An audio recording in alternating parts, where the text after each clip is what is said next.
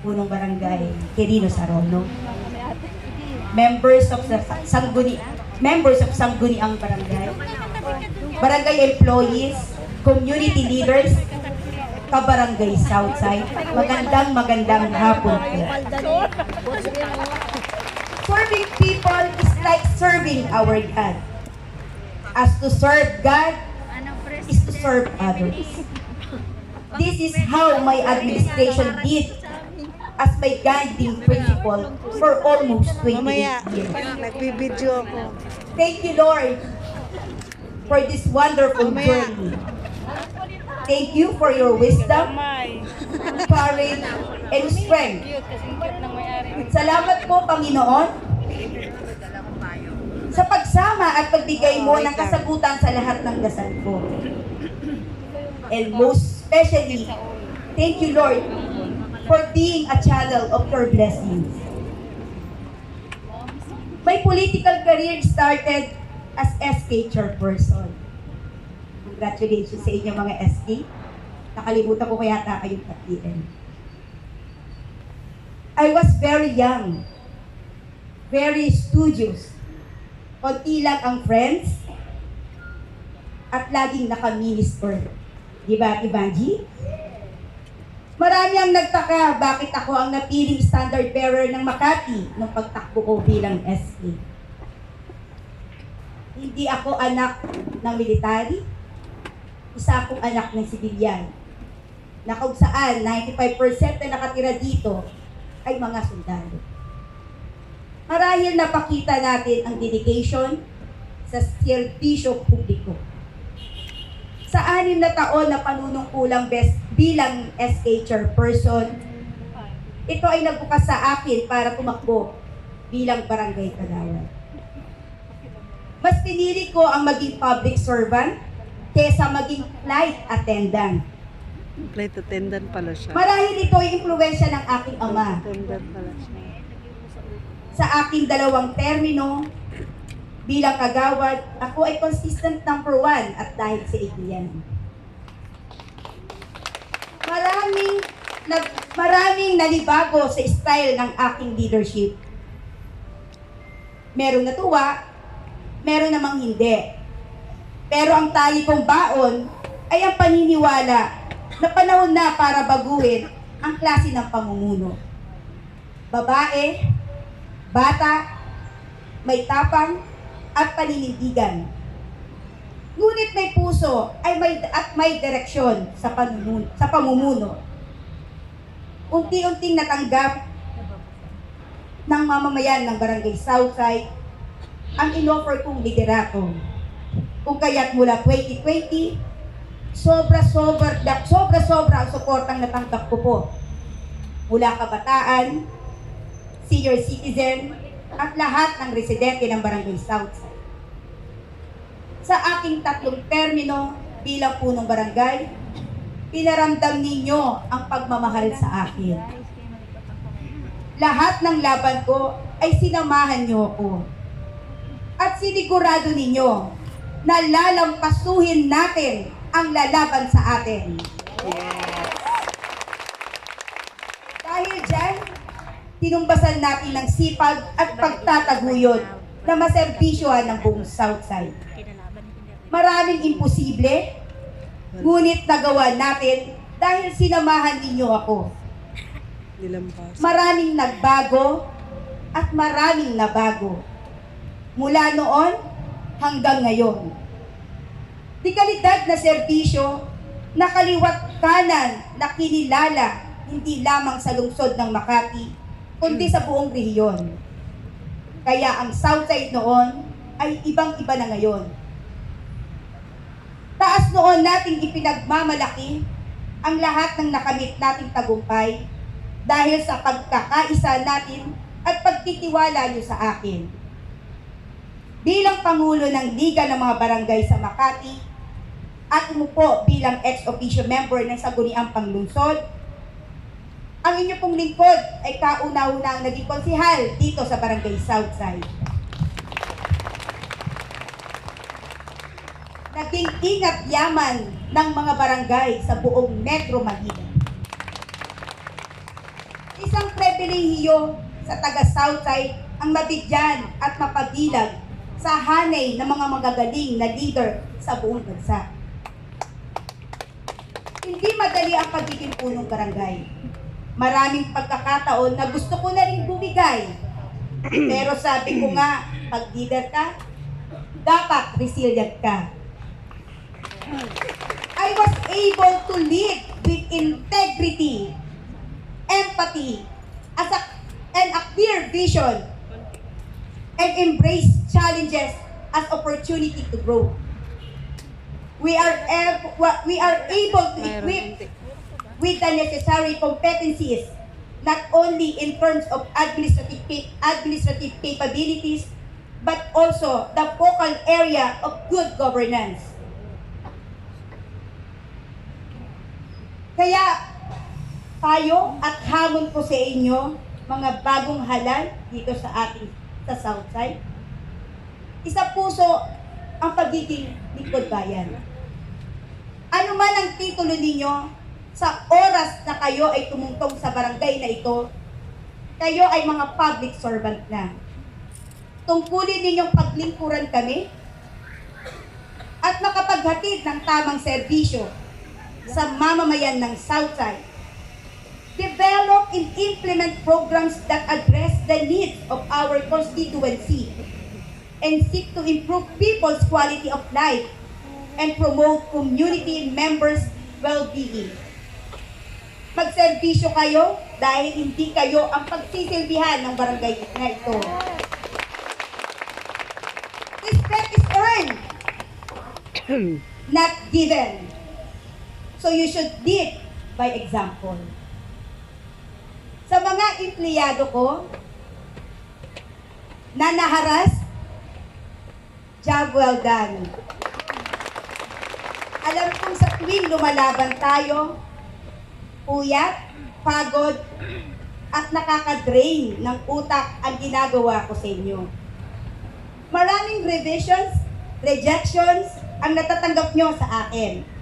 Pero yan ang bagay na maipagmamalaki ninyo. At lahat naman yan ay napagtagumpayan natin. Salamat sa pagiging haligi ng barangay natin. Press Lily, salamat sa pagiging ate mo sa barangay at sa pag-aasikaso mo sa akin. Jen, inaasahan kita, anumang ang natutunan nyo sa administration ko, ay gagawin niyo rin yun. Elmer, salamat sa 13 years na pagprotekta mo sa akin bilang driver bodyguard ko. Na ngayon ikaw ay kagawad na, sana ma-apply mo lahat ang payo ko sa'yo. Angie, sabi ko naman sa'yo, kailangan mo nang mag-level up. Kaya nararapat na maging barangay secretary ka. Uno,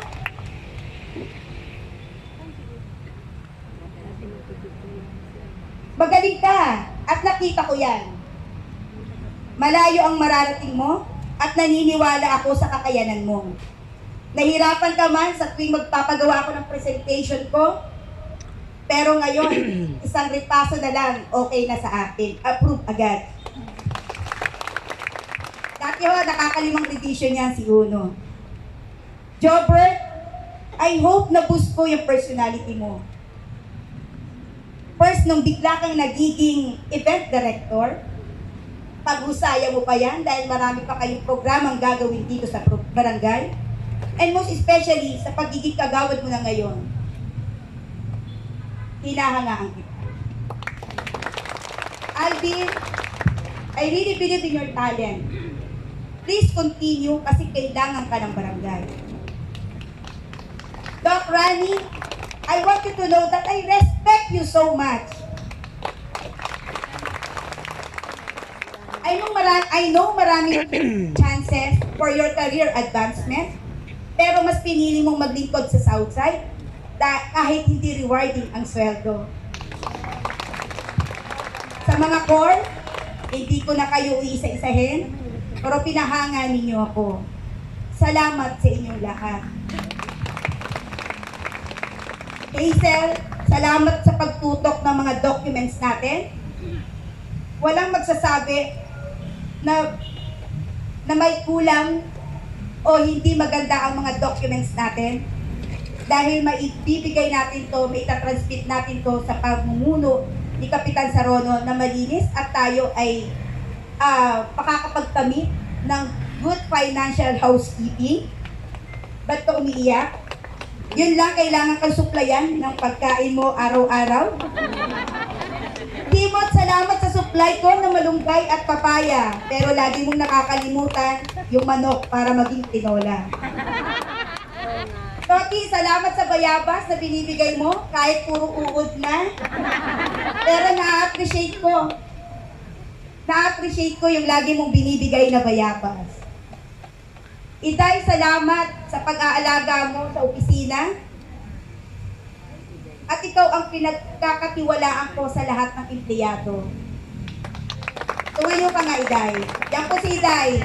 Kahit anong maiwanan ko sa barangay, sa opisina ko, sinisigurado niyang nandyan yan. At talagang kahanga-hanga ang taong to. Edith, salamat sa pagtatahi ng mga costume ko. Roque, sa pagdadrive mo kay Cap Sarono, mag-waste ka din naman. Baka mamaya, kunin niya na ang manubela sa'yo. Tupper, ang aking PA, ang aking personal assistant. Sa totoo lang, hirap ako pag wala siya sa tabi ko. Mula sa pag-aayos ng gamit, baon ko, photographer, decorator, sa lahat ng event ko, pakikipag-usap sa national leaders para sa may pamimigay nating ayuda sa barangay, siya ang taong inaasahan ko. Sobrang pasasalamat ko sa taong to. Kahit makulit yan, pero detalyado po yan pag mag-update ng report sa akin. Kaya, Tupper, mag-aral ka, pagpatuloy mo, dahil sobrang proud ako sa'yo. Ate Emmy, magpagaling ka. Sayang naman na di mo ako nakita sa huli kong panunungkulan sa barangay. Kuya Dudo, sana narito ka rin. Nakita mo yung naging matagumpay ang batang inalagaan mo noon. At nakita mo sana sina Chanesa na SK Tagawad ngayon. Na pinangarap mo na sana sa mga anak mo ay magkaroon ng kagawad. Kaya alam ko kung saan ka man naroroon, Kuya Dudong. Salamat sa pag-aalaga. At sa mga empleyado, hindi ko na kaya kayong isa-isahin. Pero alam ko, nandito kayong lahat sa puso ko. Mula sa Lupon, barangay staff, Bantay Bayan, Enforcer, Badak, Environmental Police, Women's and Children's Desk, CCTV and Radio Operator, Coordinator, Fire and Rescue, Zone Leaders, mga Black Leaders, Bells, Kaliti, at lahat ng mga organization. Kayo ang aking human sniper. Kayo ang naging armas ko. Kayo ang naging armas ko sa lahat ng laban ko. Mahal na mahal ko kayong lahat. Maraming salamat sa serbisyo nyo. This barangay is not always about me, but also empowering the employees to shine and create a path to success. Thank you very much for confidence and trust that you have placed in me. It has been my privilege for me to work closely with all of you. Alam ko, mas equipped na kayo at hindi na kayo yung empleyado na okay lang o pwede na. Dahil kayo, ang mga empleyado, pwedeng-pwede na. At okay na. Kaya ang pinagmamalaki ko kayong lahat. Maswerte ang magiging administrasyon mo, Cap Sarono, dahil meron kang mga sundalong sasabak sa laban mo. At papanatiliin nila na ang kanilang kalidad na trabaho. pamilya ko, maraming salamat sa pag-unawa sa akin. Alam ko proud na proud kayo sa akin, lalo na ang tatay. Naramdaman ko na pumapalakpak siya at sinasabi niyang, anak ko yan. Anak ko yan. Anak, job well done. Doon ako naiyak. Totoo nga. Ang sabi niya, ang Frias, ang putilayag. Ang ibig sabihin po niyan, sa Pangasinan, ang Frias ay matatapang. Sa asawa ko, sweetie, thank you sa lahat. Sa pagmamahal mo at pag-uunawa mo. Di minsan hindi ko narinig na nagreklamo ka sa mga pagkukulang ko. Madalas, nakakatulog na lang po siya sa opisina ko sa sopa, sa office, habang inaantay niya na matapos ang trabaho ko. Nakita niyo naman po kung gaano ka-hands-on ang asawa ko, tulad ng pag-aasikaso ngayon. Wala hong ganito kung hindi ho sa initiative ng asawa ko. Salamat, babe. Dahil yung mga minahal ko dito sa barangay ay minahal ko din. Salamat. Dahil hindi mo rin sila pinabayaan. Salamat kung may pagkukulang ako sa kanila, ikaw ang pumupuno. Salamat at tinuring mo ang mga empleyado ko na kapamilya mo din. At salamat, babe, sa pagiging loyal na asawa. Again, thank you, Lord, for this great opportunity to serve. I always pray. Lagi kong pinagdadasal sa iyo. Lord, I offer my life to you. Everything I've been through, use it for your glory. At Kapsarono, sa darating na nahihirapan ka, lagi mong idasal o ikanta, kasi ito lagi kinakanta ko. For all the evils that surrounds me, defend me.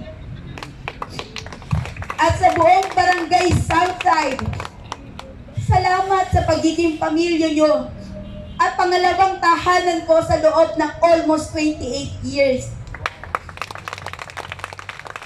Lubos ang aking pasasalamat sa mga taong nagtiwala at sumama sa akin mula noon hanggang ngayon. Maraming salamat po.